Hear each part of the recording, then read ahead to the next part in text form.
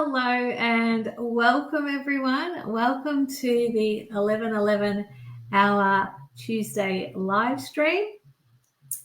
The topic for this evening, where we're live streaming and pop your questions through, is all about email marketing and how to make email marketing drive your sales. So very easy approach to email marketing and how email marketing leads to sales. So let's begin. If we're meeting for the first time, hi, I'm Amanda and I'm a social media coach. I help you with your networking strategy, podcasting, content, and marketing plans. And if we've met before, welcome. It's great to see you again. And feel free to follow me over on the socials at Amanda Nicole Mentor on Instagram. So this masterclass is all about you. So let's dive in. So this masterclass is perfect for business owners of all levels. So whatever kind of business owner you are, whether you're photography, coffee, whether you're pet minding, whatever kind of business you are, coaching, virtual assistant, this masterclass is perfect for all business owners looking to enhance their email marketing skills and drive business growth. So whether you're brand new to email marketing and you have no email list, and by that I mean you haven't any emails of any clients, or perhaps you haven't collected any emails at this stage, this is perfect for you. If you're new to email marketing and you've got, say, 5+ and beyond people who you can start to email and communicate with, maybe you've got a collection of email addresses and you're unclear on where to start. So maybe you have been gathering email addresses and you're looking for the next step of like, hey, I want to begin email marketing. Perhaps you already have an email community. You're more advanced in that you've got email marketing set up and you've got, say, for example, 300+ people on your email list and you want to up your sales. So usually when we're starting, it's about nurturing, and then as your email community grows, then you'll be looking at ways to refine your sales and selling. So all and each of you are welcome. So let's dive in. What we're going to be covering in this podcast, in this live stream, is conquering your email. So looking at the mistakes that are holding you back, so the things that are holding you back from email. The power of opt-in, so a lead magnet, which will help you grow your audience and attract your ideal clients. And some practical examples, 9 easy opt-in examples to grow your audience. Hey there, welcome.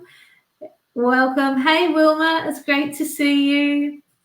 Thanks, everyone. Hey, Sherry, everyone here live and those catching this as a replay. So that's an overview of what we'll be looking at. So let's dive in. We're looking at building your email list and the steps to take towards that. So when it comes to having an email list, that's the next step that's actually available for people to take off social media with you. And you yourself would have taken that next step with different kinds of businesses as well. So I trust and know that you're familiar with email, in that you would have signed up for many lead magnets, purchases, whatever it may be, but you're familiar with opting in. But when it comes to our own business, we can sometimes see that as an obstacle, as a roadblock around beginning, even though it's the easy next step that happens after connecting on social media. And at the same time, if social media goes down, things happen, you always have your email list from people that have chosen to opt in, that have said yes to subscribing and joining. So a little bit of an overview before jumping into sort of the things that hold us back. I wanted to sort of dive into those because you're going to recognize for yourself which one is you. Maybe there's a couple, and I myself have been there too. So coming from a place of understanding and knowing that there are things that hold us back. When we know we want to begin with email marketing, we know it's going to support our business. We know that it's going to nurture people coming into our space, into our community. And we know that it can lead to bookings and sales and purchases, as well as growing a bigger community of the right kind of people, those that are interested in your service, in your product, and in the problem that you solve and the solutions that you give. So when you're starting with an email list and you're further along, looking at an incentive for people to join. So what's the incentive? What's in it for the person to join your newsletter? What's in it for them? So a little test for yourself. Are you leaving people wondering what's in it for them? So a simple sort of subscribe now without any information of what your newsletter is about, who's it for, or what happens when a person signs up is leaving people wondering what's in it for them.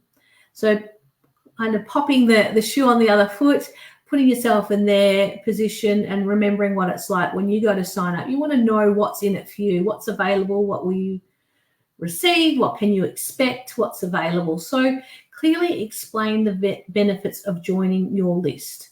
So when I say list, I'm meaning your email community. I'll use those interchangeably. So what are you going to have available through your newsletter? Most likely you're going to have exclusive kind of content that's available to them. So sharing that, maybe you offer discounts and savings and specials. So considering that, industry insights.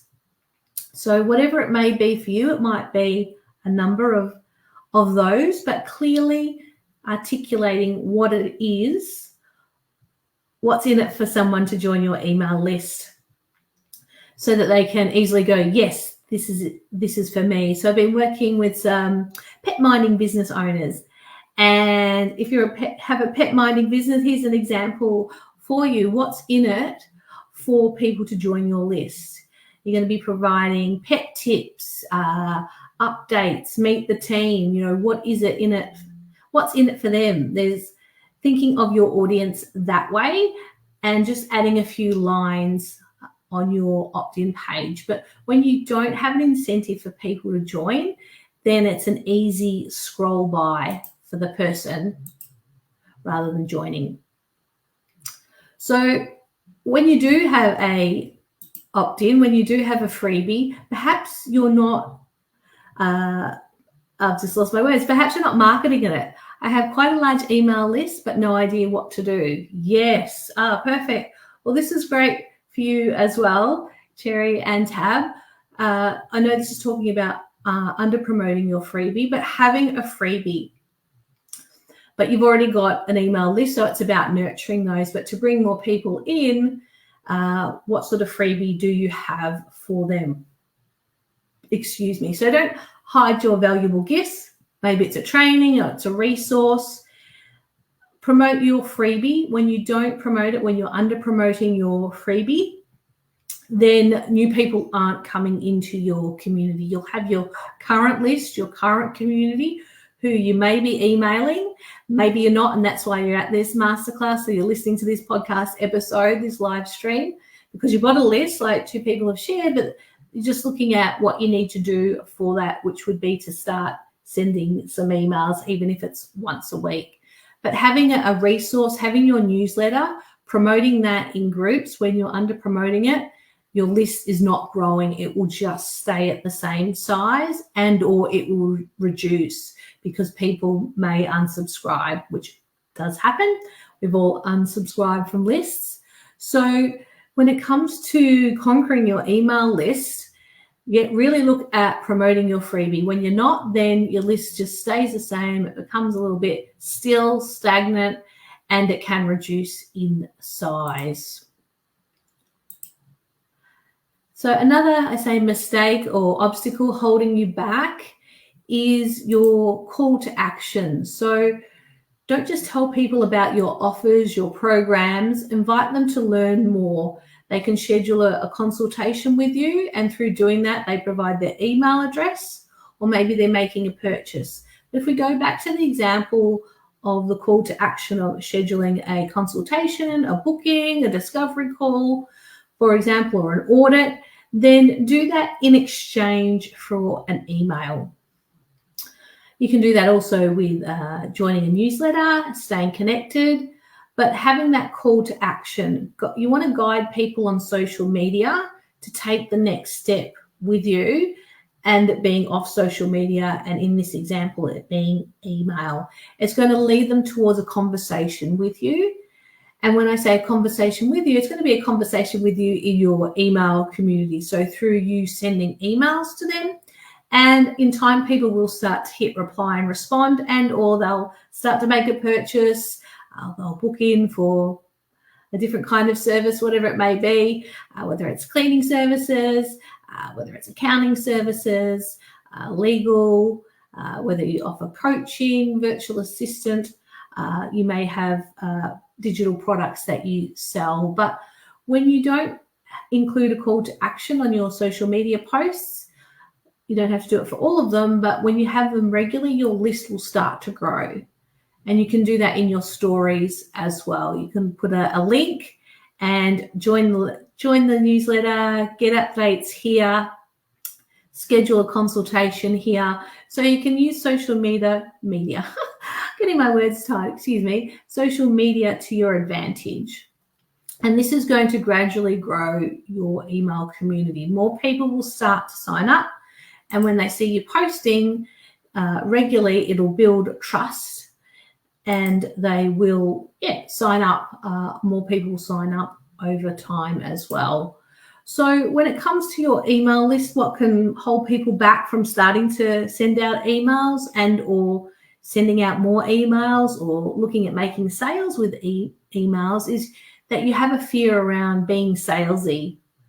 And this is certainly a conversation I've had with clients as well when it comes to their email strategy. They don't want to come across as salesy. And so they actually hold back from selling their artwork, for example, and the kind of business that they have, or other kinds of products, because they're fearful of being salesy. Now, it's a fear that does pop up for us at different times in our business journey. But if you're regularly emailing your community, nurturing them, and by nurturing them, I mean you're sending emails, whether it's weekly, fortnightly. Clients I've worked with send a monthly newsletter. It's really juicy. It's really comprehensive. Their community love it. Yes, can relate to that. Yes, their community love it.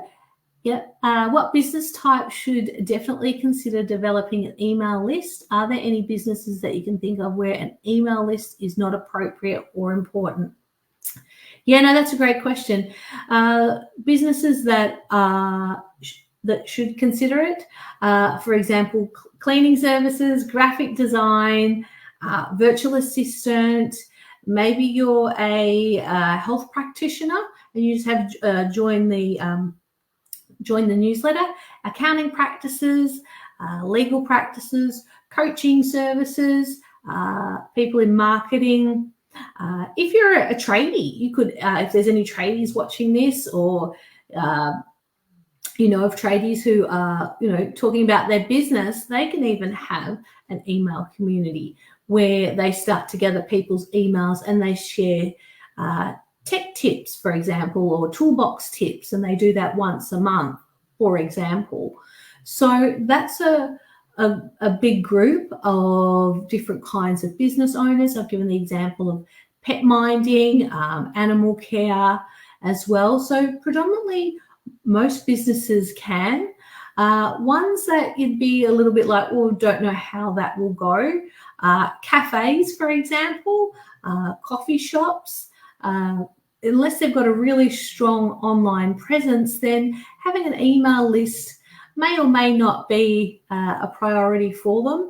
And depending on, the type of business that they have, and how their business is growing, then they may not look at email marketing. But predominantly for all businesses, there's definitely scope. A regular email could set your business apart, it seems. Yes, absolutely. It takes people in a good way. Yes, it sets your business apart in a good way. It allows people to take the next step with you. So say, for example, you have a cleaning business, then they can join your newsletter, your email community, and you can send regular newsletters with cleaning tips, hacks, commonly asked questions. You could do that once a month, once a fortnight, maybe even once a week. However many times you decide is up to you, but just making that start. As you do that more, the fear around being salesy starts to disappear because you're actually nurturing your audience. You're sending them emails once a week, every fortnight, bi-weekly, monthly, or even every few days. So they're getting lots of value just through what you're sharing in your emails. So when you ask for the sale, when you put in a book, make a booking, invest in these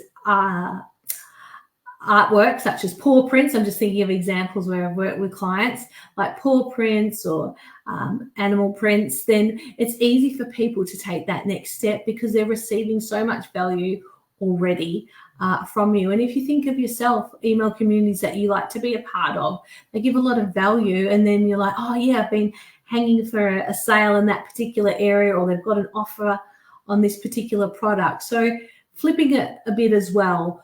But by nurturing your community, it's going to remove that fear of being salesy.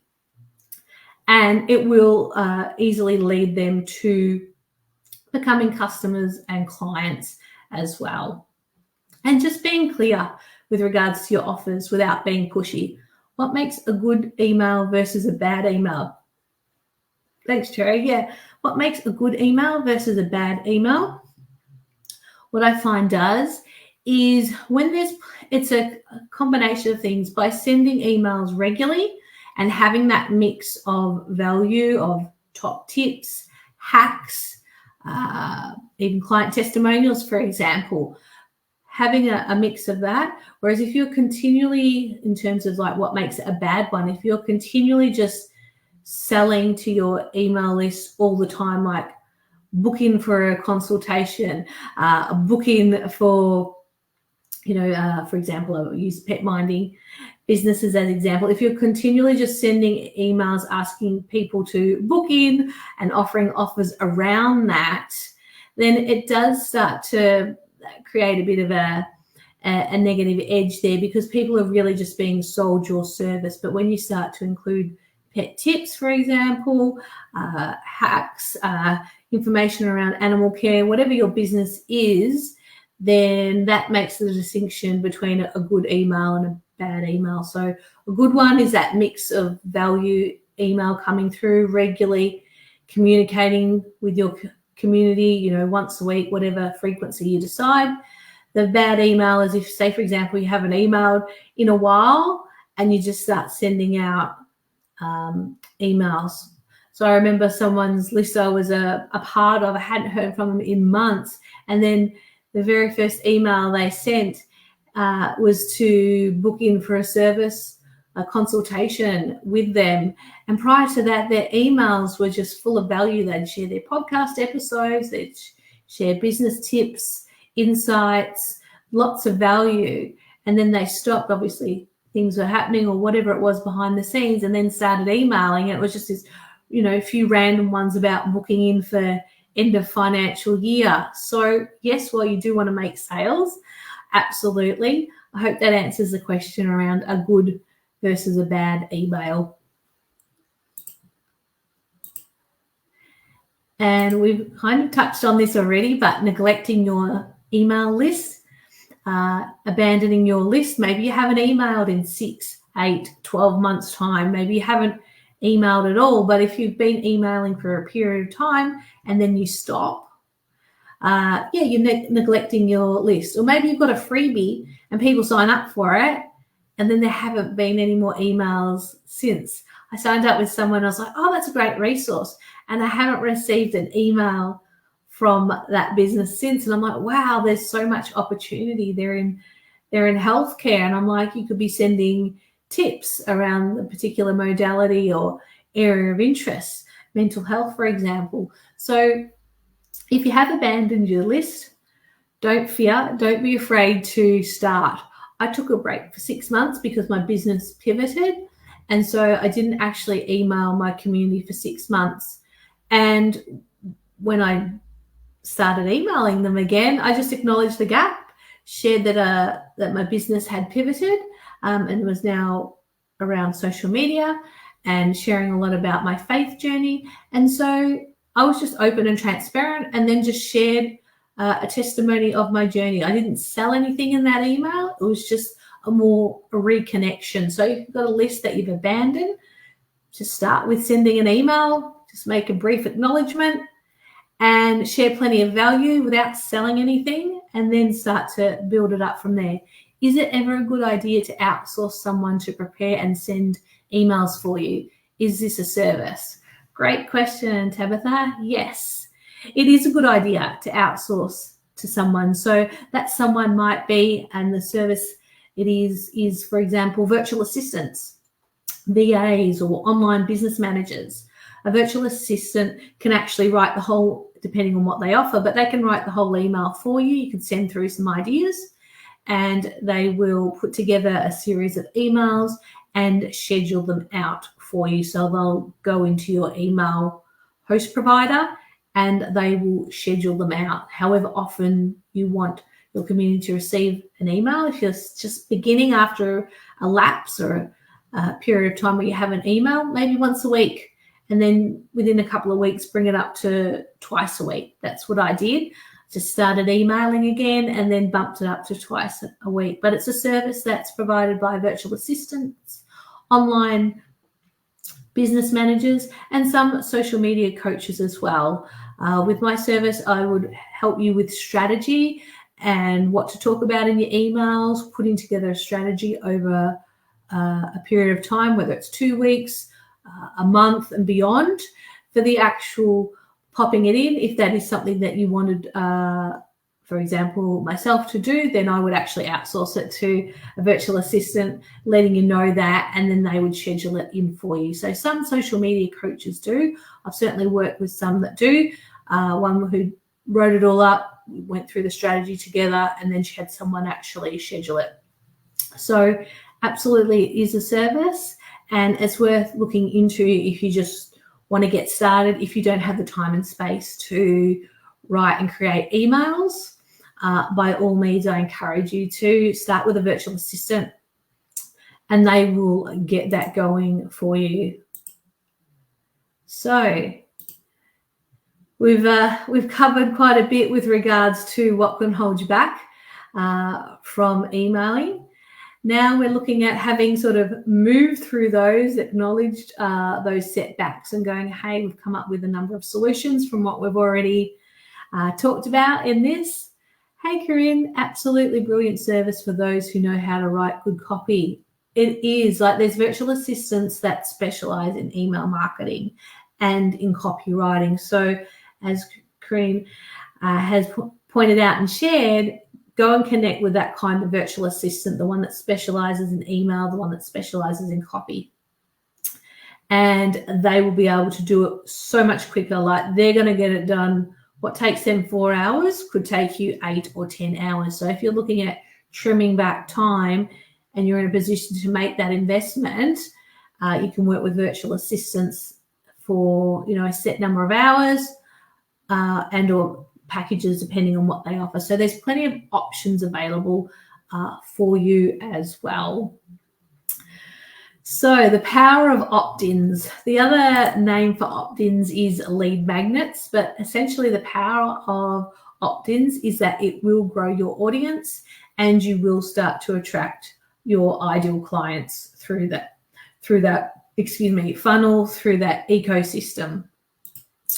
So with your opt-in, so whether it's join my newsletter, whether it's sign up for my checklist, whether it's my productivity hacks, or watch this video training on X topic, you're going to start to build your tribe. You're going to attract a targeted audience. So those that are interested in what you're offering, that are interested in those pet care tips and animal care information, those that want to know more about artwork, whatever your kind of business is, you're going to attract people that are interested in what you're talking about. So my opt-in at the moment is join the newsletter.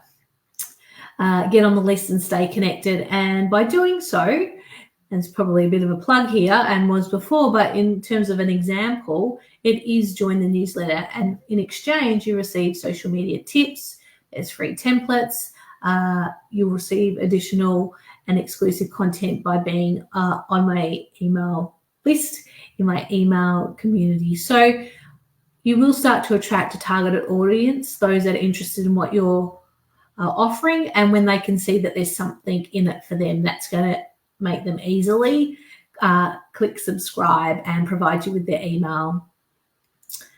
The power of opt-ins. Hey, Jerry, yeah, what happens if you have a big email list but you've ceased that business? Does it go to waste or can it be saved? That's a really good question, actually. So you've got an email list and you've changed business. So depending on what you've moved from and into, then there is in some ways a disconnect, because if it's a completely different business.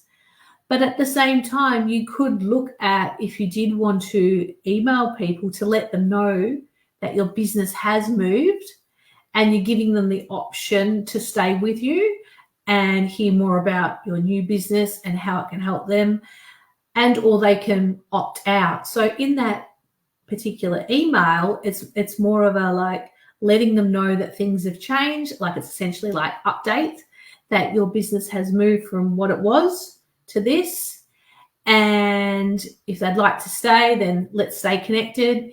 If you'd like to not hear about this, then you can unsubscribe. So you're actually giving them the option to do that, and at the same time you're, as we say, cleaning your list, but you're tidying up your email list. Those that want to come with you will come with you, and those that don't won't. And there'll be a bunch of people that may never open their emails, and you can look at cleaning the list by having your email provider, whether it's MailerLite, for example, they can clean out emails that haven't been open for a set period of time. So yeah, if you've got a big list and you've moved from business to a new business, I would consider that as an opportunity to invite people to come along with you, give them the updates, let them know how it's going to help them, but acknowledge that it may not be for everyone and that they can opt out. And you might want to, indicate that in the next, couple of emails, for example, in case they're opening it for the first time. So yeah, really good question.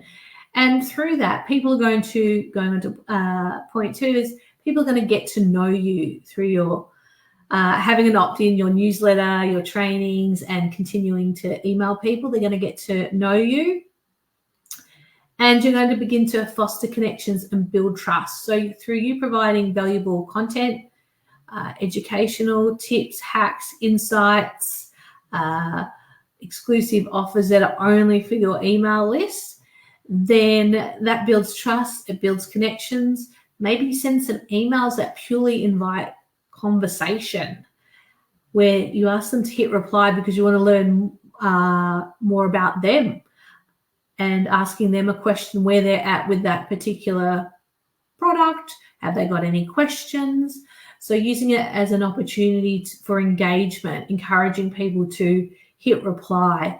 And I've had that happen myself. People have responded back and let me know that they read my emails, that they enjoy them. Someone made conversation with regards to the transition in my business as well. So it does open the door, and people don't feel like they're being sold to all the time. So going back to the fear around being salesy is that when you're offering value, tips, exclusive offers, all the examples we've gone through together, then when you start selling your products and you're doing that consistently, or your services throughout that, people don't feel like they're being sold to all the time because you're providing plenty of value. Maybe you have a podcast. For those that have a podcast, use your email list to, depending on what kind of business you have, Sherry, you might want to consider this as well, but you could start to share your podcast episode with your email community. Every few weeks, you can send an email that's specific to that podcast. And you're not selling anything in that. You're purely just directing your email community to your podcast. They can click on it, listen to it. So that's a way of providing value. Or maybe you've been on an interview on someone else's podcast. I often share these 11 hour live streams back through my email community. I'll pop the link in to the Facebook or to the Instagram. And if they want to watch the live, they can, but I provide plenty of value around the topic and let them know that there's a live stream that they can watch. And, if they want to take next steps, they can. So you can use your email list for people to get to know you, as well as repurposing your content, using it again in different ways. So trusting that, you're seeing that the value in starting an email list, in refining your email list for those that already have one. But in essence, people get to know you and you foster those connections and build trust through doing so. The power of opt-ins, your expertise is going to be experienced.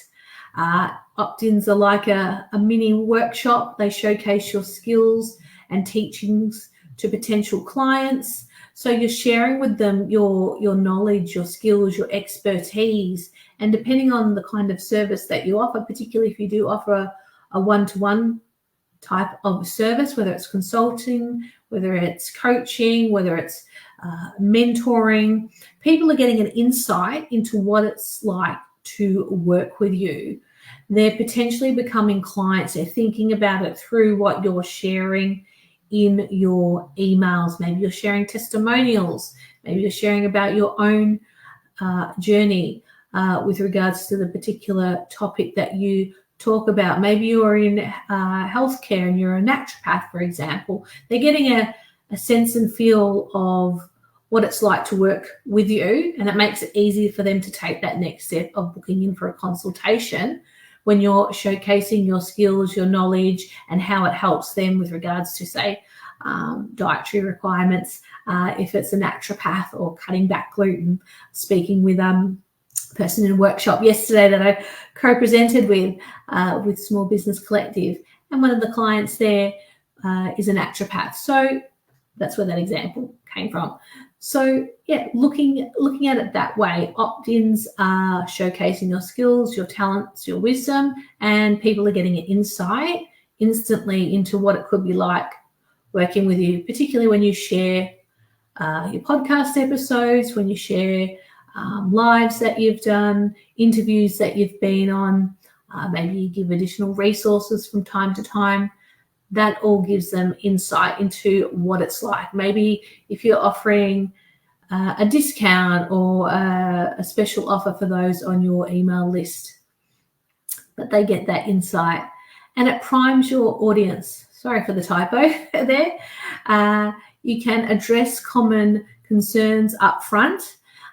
So if people have questions, they can obviously get in touch with you. You can encourage conversation in your email. And through your emails, you can also address commonly asked questions through your emails as well. So there's several options there, and it makes it easy for them to take that leap from being on your email community to booking in for a paid service or purchasing your product.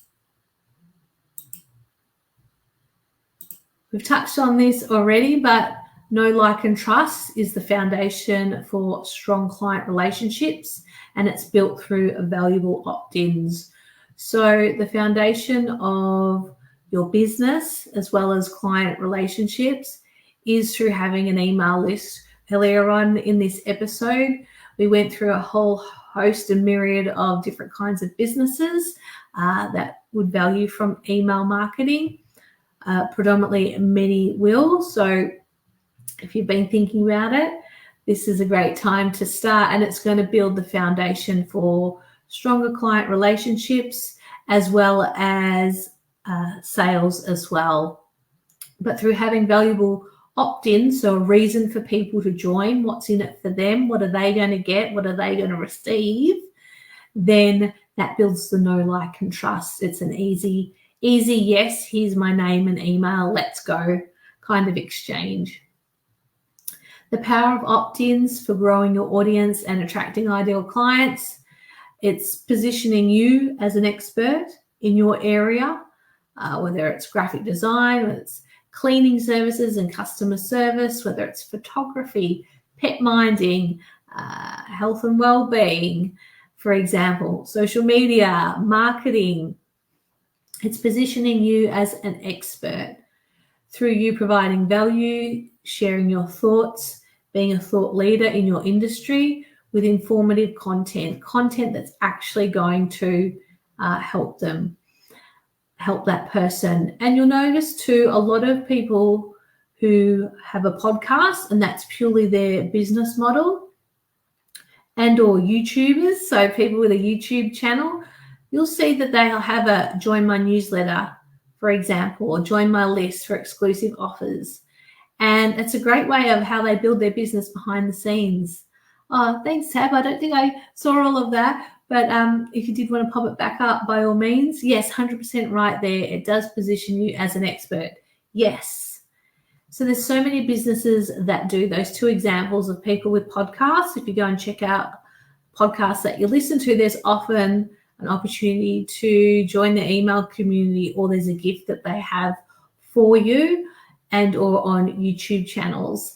That's how they're growing their audience as well behind the scenes. That's how they're attracting ideal clients through the offers that they have as well, that they make offers through their email community, which you've opted into and said yes. So if there's any listeners out there that purely have a podcast and it's about a particular area, whether it's, for example, mental health, maybe it's a health condition or something that you're fundraising for. I'm thinking of some examples of people in this community that I know of. But if other people, if you have a podcast and that's your sole piece, look at email marketing to support that, where you can start to share more with people behind the scenes and share exclusive offers for them as well. And if it's something you need help with, then obviously reach out to experts to help you with that. But that is how you will grow your audience and fundraise more, attract your ideal clients. Will certainly be possible. You'll start to accumulate, but loyal fans. You'll have people that started out as, say here, free subscribers, but essentially they've opted in to your newsletter, to your free resource, and they love your emails and they become brand advocates. So they talk to other people. We don't know this because we can't visually see it, but it does happen. And you'll receive those examples with your own business further down the track. You won't necessarily know it at the time. It certainly happened to me. Months down the track, people share with you how much they enjoyed the emails. So you'll have people that will start out by purely just opting into your free resource and appreciate what you're offering because you're offering it for what's in it for them, what value it provides for them. They become brand advocates who spread the word about you. Hey, you should check out such and such on the socials. You know, maybe they start following you or they just start recommending you. For example, that's how you'll grow your tribe. That's how you will grow your audience.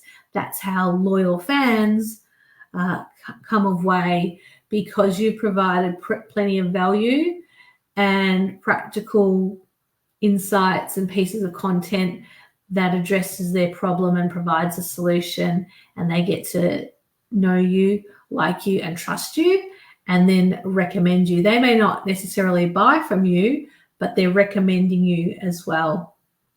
Think of yourself as an example. There would have been plenty of times where you've, signed up. You love what the person is offering or the business is offering. You may not necessarily purchase or haven't purchased anything from them, but you recommend them when it comes up in conversation. Hey, you should check out this service, this provider. These are the things that we don't see, like I said.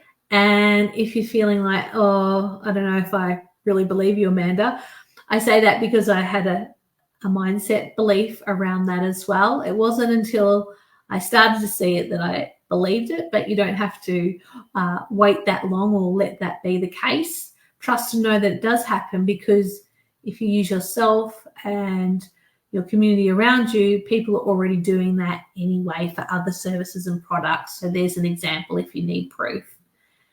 And the power of opt-ins, it showcases your brand.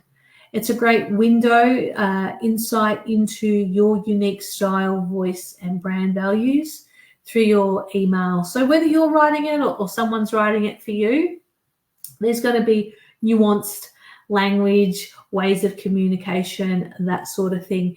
Now, off the back of that, what I do recommend, if you do have someone writing for you, be across that, what they're writing, the way they write. Ask to look over it if they don't already show you, but chances are they will let you look at it or say, hey, do you want to check this out? And if there's things that you're not happy with or you're not sure about, then bring that up and have a conversation. But also know that when someone else is writing it, it's not entirely your voice, but it's still representing your brand. And so, yeah, just keep in touch with them if someone else is writing your emails. Share with them feedback around what you're happy with, what you love seeing. And then if there's areas that you're like, that could be finessed, fine-tuned, or I'm not really sure about it being said in that way or that tone, then take this as an opportunity to courageously just let them know. They will appreciate it. And if they don't, then perhaps they're not the right support service for you when it comes to writing your emails for you. So yeah, a bit of a side note there, but it comes under showcasing your brand. And we were talking about copywriters and people preparing your emails for you, such as virtual assistants and online managers. So that's why I extended on in that direction with that as well. So the power of opt-ins with growing your audience and attracting your ideal clients is what I call the opt-in experience. You're creating a wow experience that leaves people wanting more from your paid offers. So what I mean by that is they're getting an insight into what it's like working with you. So earlier on in this episode, we did touch on that as well. They're getting a really great insight into the value that you provide, the way you communicate, what you have to offer. And so in their mind, and depending on where they are in their own, I say buyer journey, but depending on where they are when it comes to working with you, purchasing your product or your service, then that's taking easy next steps for them. For them, they're easily able to decide to look into your paid offers if they're getting plenty of value and you're continuing to sell consistently. So consistently sell in your emails, but have that balance of providing value. And when it comes to selling, what I've learned through my own experience and working with clients is if you have one or two offers and sell those, you'll have more likelihood of making sales than if you're selling multiple items all the time. That can become confusing for people. What I've learned through my own experience and what I was doing for a period of time was having as a coach or as a consultant, you might have ways that they can work with you, and you've got a number of offers for the month and sending that out. And while that is awesome because it's supporting your business, it can be a bit overwhelming for people. If you think of your email as like, there's one thing that I'm going to sell, one offer, one program, and just having that in the email, it's easy for the person to digest, to read and go, yes, I am going to book in for that, or I'm going to come back to that, or I'll think about that, rather than having, a whole host. But if you are a kind of business that does have a full catalog and that works well for you, but depending on the kind of business that you are, particularly in coaching and consulting and some virtual assistant services as well, then it's easy just to have one or two offers rather than all of the offers all at once for people. Because as we know and have heard in marketing and on the online space is that a confused mind doesn't buy. And that's certainly what I learned as well. So coming into the opt-in examples, which we'll run through. So we've talked a lot about, as a recap, what email marketing is, where there's obstacles, where there's roadblocks that hold you back, and how to move through those.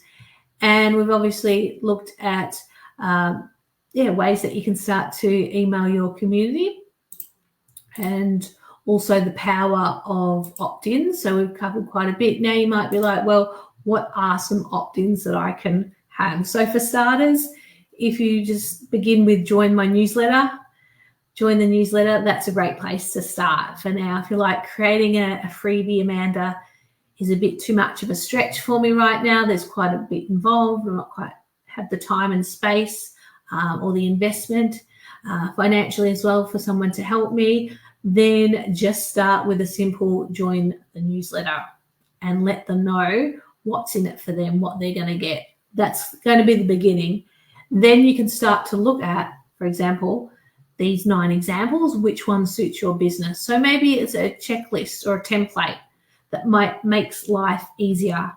It's a guide, it's a hack, it's some Canva templates. At the moment, I'm putting together scripts, networking scripts. So that's a form of checklist template. Maybe you're a virtual assistant, but whatever kind of business owner you are, graphic designer, there might be some branding templates that you're open to having as a free gift for people to join your email community.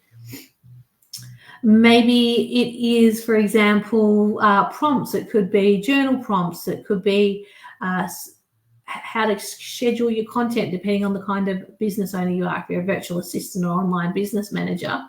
But look, if there's a number of journal prompts that you use when it comes to sparking your creativity, then you could share those, for example. There's a couple of examples there. So checklists, templates, and what I call content inspiration. So it might be journal prompts, for example, but being clear what those journal prompts are for and what it's going to help them with.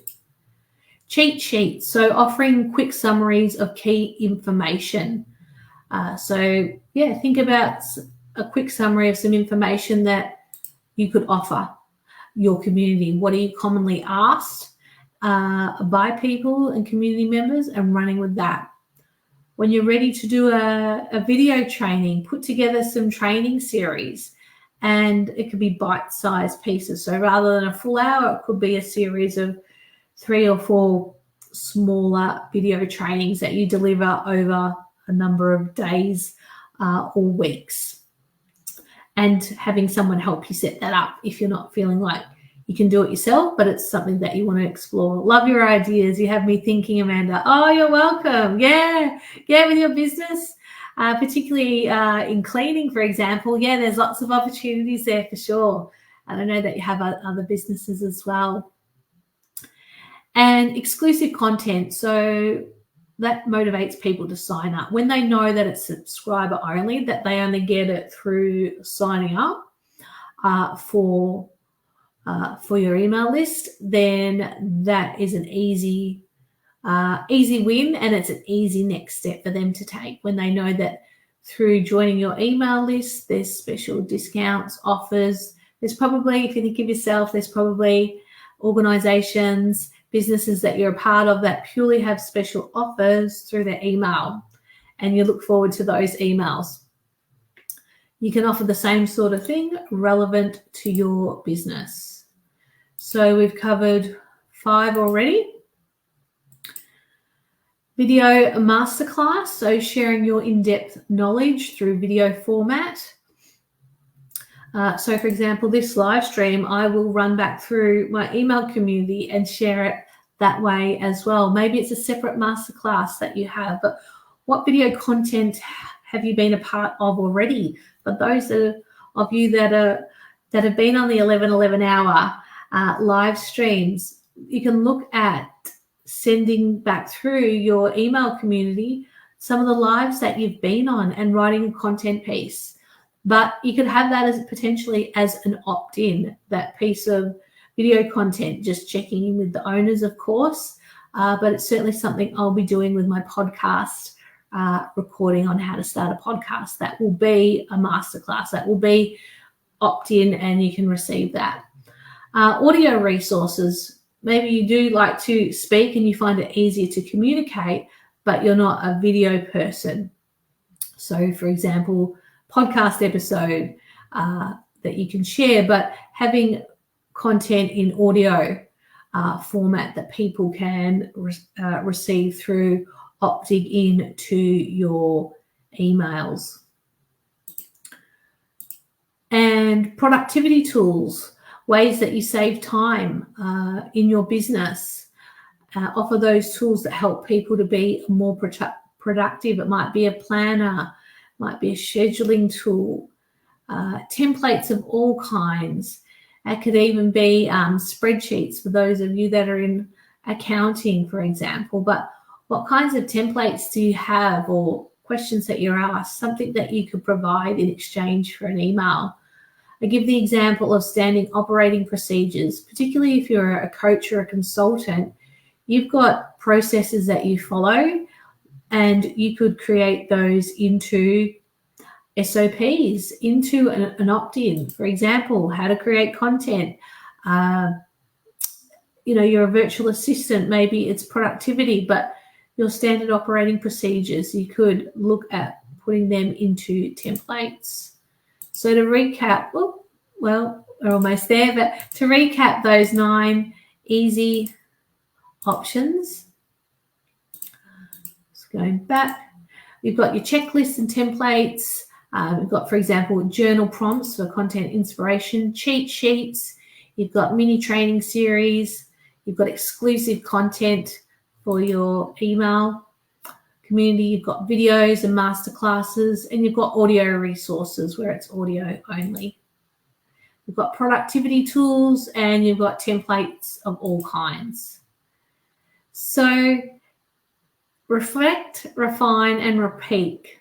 I'm getting my words tongue-tied today.